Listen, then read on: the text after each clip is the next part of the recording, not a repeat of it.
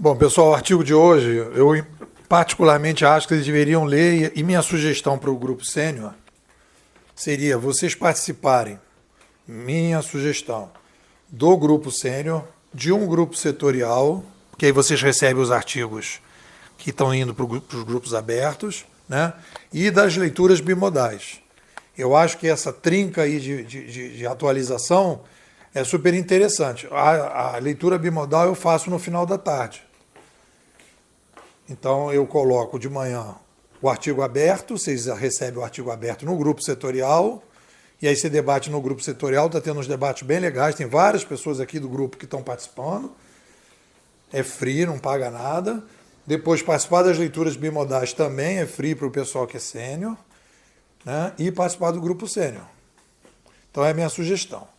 Esse artigo de hoje tem a ver com a ética bimodal, com a ética do que eu vou chamar de futurismo caixa alta, futurismo sem mimimi, futurista competitivo, né? E demorei muito tempo para poder chegar nesse conceito que foi colocado hoje nesse artigo do negócio, que nós somos diagnosticadores. Então existe no mercado, todas as pessoas, em todas as profissões, tem os executores e os diagnosticadores. Geralmente, quando você tem a execução, você tem um diagnóstico. Em algumas coisas não precisa.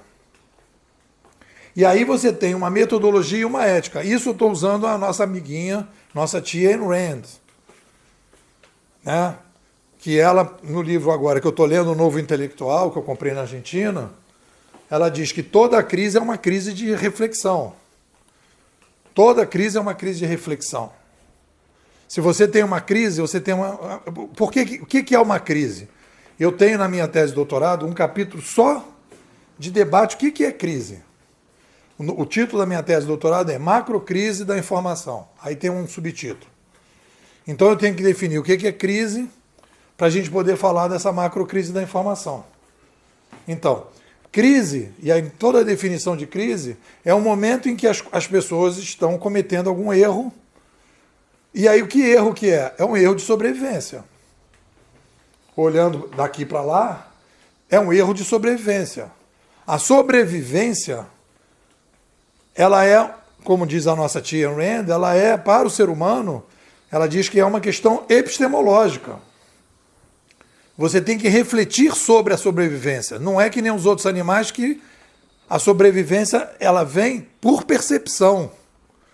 E para o ser humano, a sobrevivência vem por conceito. Você tem que conceituar as coisas em cima das percepções. A percepção é apenas um primeiro momento. E você vê que esses livros todos que a gente está estudando são livros de percepção e não livros de reflexão sobre as percepções. A nossa narrativa são conceitos estruturados em cima da percepção. A percepção é o primeiro estágio. O segundo estágio é os conceitos sobre as percepções. E há uma separação entre conceito e percepção, que a nossa amiga também está fazendo isso. Então, nós somos diagnosticadores. E no momento que você faz um diagnóstico, você não atende o cliente. Um diagnosticador não atende o cliente. E é esse o problema. Aí a pessoa fala, não, mas eu não preciso. Então, quando a pessoa fala em transformação, e eu falo isso no artigo, né, que a pessoa fala em transformação, a pessoa está falando que está indo para uma nova formação.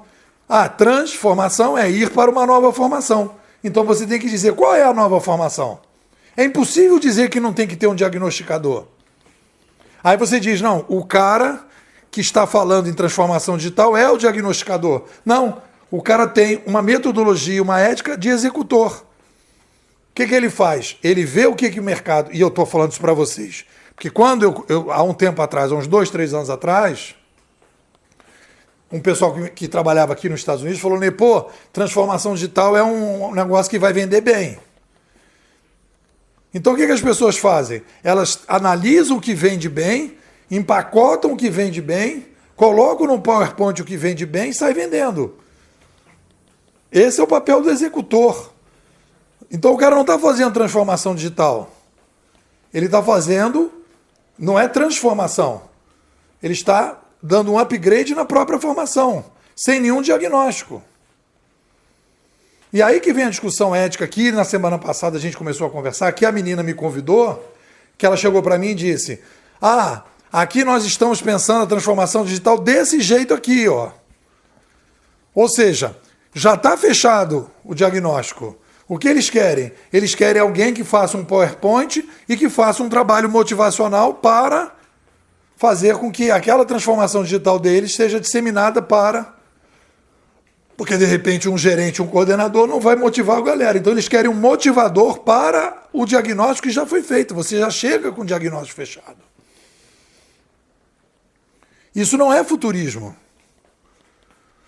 As pessoas estão trabalhando com os conceitos que funcionaram no passado, que era o curto prazo e tal, trabalhando com futurismo desse jeito.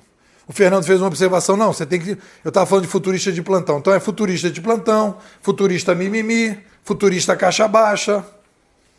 É assim que a gente tem que chamar.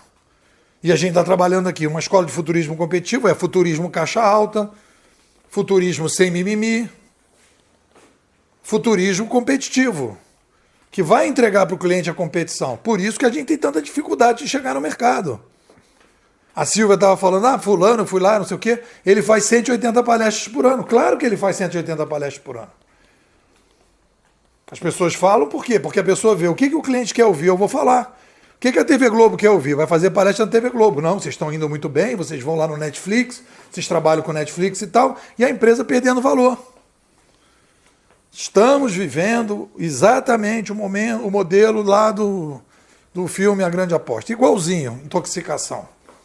E naquele filme A Grande Aposta, e eu falei isso nesse comentário para o grupo aberto, e vou repetir aqui, e tem a ver com esse livro da Ayn Rand, ela fala, existem intelectuais profissionais que têm a responsabilidade para identificar a crise.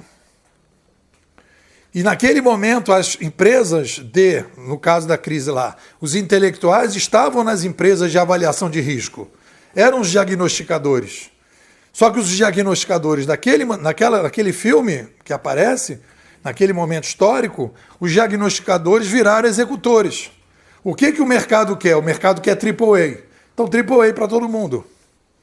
Então, todos os empréstimos para as imobiliárias, né, ganhavam AAA. Aí a galera que estava lá pesquisando, que foi realmente pesquisar, que é o que o filme mostra, eles vão lá, a menina lá que é uma dançarina tem 5 empréstimos imobiliários.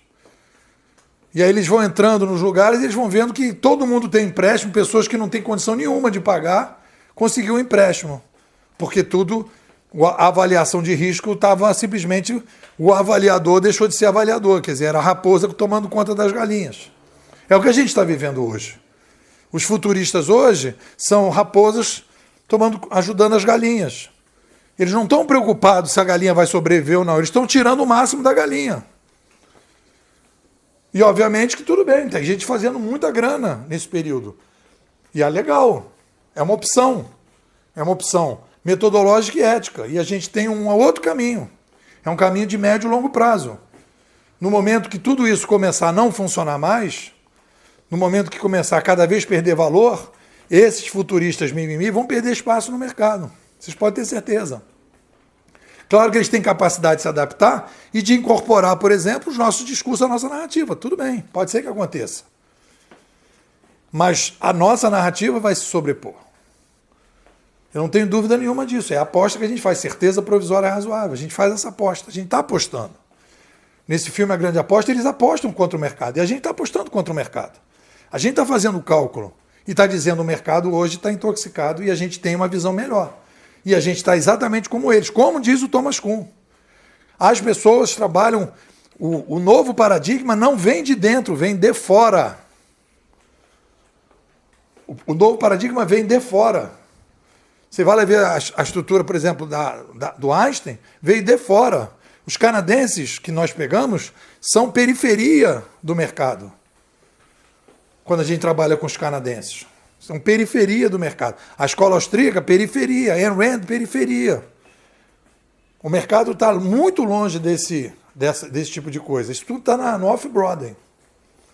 Então, a ética bimodal, o que seria a ética bimodal? A gente tem um diagnóstico e a gente, independente do que o cliente deseja, a gente apresenta a nossa narrativa. O nosso cliente, né? vai fazer uma opção, uma escolha.